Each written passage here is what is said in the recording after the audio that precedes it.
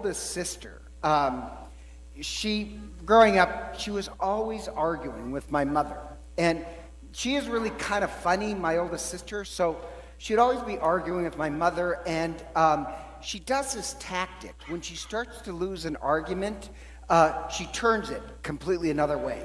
So she's arguing with my mother once, and she's starting to lose, and so out of the blue, she says to my mother, she points at me and says, "For God's sakes, you named him Leonard Amandus. No wonder why he's a nerd." And I remember I was like, well, where'd that bus come from? And my mother, she's so sweet. She always fell for those distractions. She said, "That's your grandfather's name." Anyhow, so really, who names their son Leonard Amandus? It sounds strange, but I decided, I'm going to be stuck with it, so I might as well learn to enjoy it. So I looked up, there's actually 3 St. Leonards, but one of them I really like, where he was very popular in the 13th century, which is great, because I love the 13th century. And St. Leonard, what he's known for is 2 things. One, praying for pregnant women, which, believe it or not, I like to pray for pregnant women. And secondly, his name was the breaker of chains, which I just like, because for anybody who was oppressed, he would find some way of getting them free. So if you ever see a picture of, looks like a monk, but on his chest has a broken chain, that's St. Leonard. And I know this sounds kind of strange, I kind of thought, even though I haven't done it, I like the idea of being a breaker of chains. So there's always a lot in a name, and the name Mary, kind of the same thing. There's a lot of theological weight in the name Mary. And on the 4th Sunday of Advent, in every year for the last 2,000, the Sunday before Christmas, it always focuses on Mary. And so in the Gospel of St. Luke, when Luke says the virgin's name was Mary, that carries a lot of weight. And the weight is this. There's actually 2 Marys in the Bible. There's one in the Old Testament, one in the New Testament. The one in the Old Testament, also, the name Marian in Hebrew is the name Mary, in Greek. So there is this Mary in the Old Testament. And Mary in the Old Testament, she's Moses' older sister. And in the Mishnah it says this, so this is just Judaism. It says that Mary, remember they're slaves in Egypt, they're being oppressed, and Mary's parents decide they're not going to have any more children, any children born, they'll just have to suffer through. And as a girl, Mary says, no, you must have children. This oppression will end. And she promises that child that they give birth to, he will free the people. So that sounds strange. Who is the first prophet in the Old Testament? Mary. And she's the one who's urged to have children. So the name Mary is associated with children. But the name Mary also, and this sounds strange, the name Mary means bitterness. Not that Mary's bitter. The idea is that it was a time of bitterness. And Mary is the antidote to bitterness. So Mary, she's the one who really works behind the scenes. So she's the one who urges to have children. She's the one who comes up with a plan to save Moses, where it's like, we're going to hide him, we'll build this basket, you float him down, I'll be waiting upstream in front of Pharaoh's daughter saying, oh, here's a baby, and I know somebody who can nurse it. She's the one who's always kind of working the thing. The other thing about the name Mary, I don't really understand it. Hebrew, you could have 3 root words. The name Mary not only means bitterness in the sense of the antidote, but it also means rebellion. And I love that, because Mary, in the Old Testament, she's the one who starts the rebellion. She gets people's hopes up that a leader will come, The other thing about Mary is that she's known with, if you translate the Hebrew name, it means like flowing water. And the idea is that just giving life. Mary in the Old Testament is always associated with water. Now, so when Luke says her name is Mary, what that means is that Mary's the first prophet of hope. Not just hope, but rebellious hope. That she's going to rebel and bring people to a hope that we can start completely anew. So you have this idea of that's who Mary is, this prophet of rebellious hope. And Elizabeth in the gospel, Elizabeth, great image there too. Elizabeth, she's actually considered cursed because Elizabeth is childless. And she's an older woman. She's, in the gospel it says that she's an old woman. Actually, she would have been about 40 because in the book of Leviticus, I know it's your favorite book, priests could only remain priests until their age 47. And so her husband's still a priest. So he's an older one. So she's, mid-40s. And think about this. In Judaism at the time, just one step above a sinner is a woman who can't have children. That was considered a curse. So she's the wife of a priest. She's from a priestly clan. And yet she would have borne this stigma of being considered cursed. And yet Elizabeth, she has the power of hope. Even the angel Gabriel says about Elizabeth to Mary, she says, know that she believes in a God of impossibilities, which I just love. And talk about the stubbornness of hope. She believes in a God of impossibilities. That's why Mary runs to Elizabeth. Because Mary, when she's found to be pregnant, the Pharisees would want her stoned to death. She has to find some place of protection. So she goes to Elizabeth for protection. And Elizabeth has the power of stubborn hope.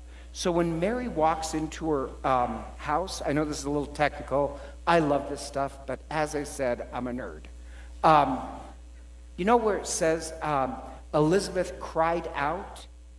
That little phrase, cried out, every word means something. But that phrase, cried out, the only time that happens, that is used in the Bible, is when priests prayed before the temple, the Ark of the Covenant. So if you're reading it in Greek and you're Jewish, you know exactly what that means. It means Mary is the Ark of the Covenant. The Ark of the Covenant held the bread of life in it in the Old Testament. It was the holiest thing in creation. And if you notice, the same verbs happen with Mary and the Ark of the Covenant. The Ark of the Covenant, David danced before it. John the Baptist dances before it in her womb. The Ark of the Covenant was held in the hill country outside of Jerusalem, the same spot that Elizabeth lived. And so when Mary comes in, she cries out. And when it says cries out, I know this is strange. I know two women who, when they see each other, they do this high-pitched, hey, girl. It doesn't mean that cry out. It means cry out in the sense of it's a prayer before the Ark of the Covenant. Mary is holding in her womb the bread of life. And Elizabeth can see it because she's not given in to other people's negative judgmentalism. She has rebellious hope. And so while other people would see Mary as, somebody who should be stoned to death, Elizabeth, with hope, she can see the Ark of the Covenant. And I love that idea, that that's the power of hope. And when Elizabeth says, blessed are you among women, that's part of the Hail Mary. I don't know if you guys pray, but think how many, maybe millions of times you prayed that prayer. What does that phrase, blessed are you among women, mean? Because most people are going to think it means, oh, you're very special. Which, yes, Mary is very special, but that's not what it means. What it means is this. That exact phrase, once again, happens twice in the Old Testament. And it happens to two women uh, Jael and Judith. And the story about it is they're the most unlikely heroes. They're women, they're weak, and Israel is about to be attacked, in both cases, by a powerful general. And each of them, Judith, she goes up and she actually chops off his head. It's a little bloody, sorry about that. They're very decisive women. But the odd part is, a woman is the one who killed the general and saved and set the people free. She's the one who put an end to evil. So after Judith does that, it says, "Blessed are you among women." Jael does the same thing to this general that's about to kill everybody. She puts a spike through his head. Once again, decisive women. And she saves and sets everybody free. So the phrase, "Blessed are you among women," what it means is evil's reign is about to end. It's about to get crushed. And freedom is just at hand by the most unlikely source. So it should recall in your mind that prophecy in the book of Genesis, chapter 3, where it says the woman's son will crush the head of evil. Jesus will do it. But "blessed are you among women" should give you this idea of, it's a prayer praising that freedom is just about here. So Elizabeth, she with the power of hope, she can see what's going on. And hope allows you to see that evil's reign is about to end. Rebel. And I say that for this reason. There's another woman who, she in the early 20th century, she grew up in Russia, terribly abused, harsh life. She comes to the United States, and with all her harsh background, she devotes herself to social justice and care for others. And she kind of amazes me. She's a little crazy, but she amazes me because she decides she's going to spend her life working in social justice, but also be a midwife. I like that because, Mary's about children. She became this midwife to help birth children. And she wrote in her diary that every time she was there when a child was born, she would take the child and whisper in its ear, "Rebel, rebel." And when she means rebel, it means like the Mary in the Bible rebel. That the world is filled with violence and cruelty. We're the ones who are going to rebel with hope and love and faith. And I mention this because the Sunday before Christmas is always about Mary and Elizabeth. And it's supposed to be, we're the children of Mary and Elizabeth. We're supposed to have this rebellious hope in us. And when Mary and, by the way, I just like this. When Mary, sorry, I forgot to mention this. I like this. There's this ancient 2nd century mural in this very ancient church. And in the back of the church, it has an image of Mary. And the other two women beside her are Jael and Judith. The early church knew exactly what blessed among women meant. It means evil is about to end. Freedom is just at hand. I love it, but we're children of Mary and Elizabeth with rebellious hope. Evil's reign is about to end. And like Elizabeth, then we'll be ready to see the birth of Christ. So before we celebrate Christmas, we celebrate the very first Christmas party ever held between Mary and Elizabeth, two women who had rebellious hope. With that, then we can truly see Christ being born among us. And so, together, let us stand and profess our faith.